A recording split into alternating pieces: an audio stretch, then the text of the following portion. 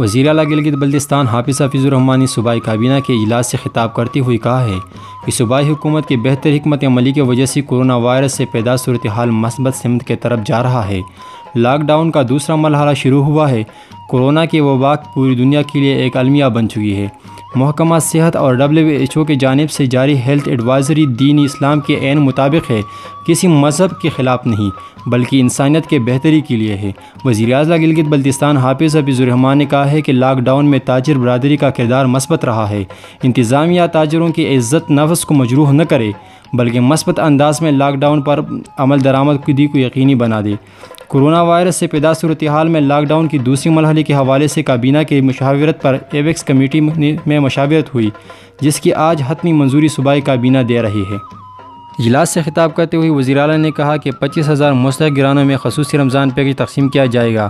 پہلے مرحلے میں صوبائی حکومت نے لاک ڈاؤن کی وجہ سے 25,000 مستحق اور نادار افراد کے گھروں میں راشن پہنچا دیا ہے۔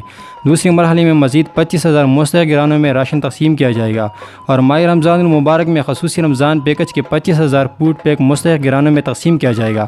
وزیر اعلیٰ نے متعلقہ افسر کو ہدایت کی کہ مستحق گرانوں میں راشن کی تقسیم کو بروقت یقینی بنانے کے لیے سپلائی کے نظام کو بہتر بنایا جائے۔ کیمرہ مین کامران دورانی کے ساتھ محمد ابراہیم، پیغام دیر ٹی وی، گلگت۔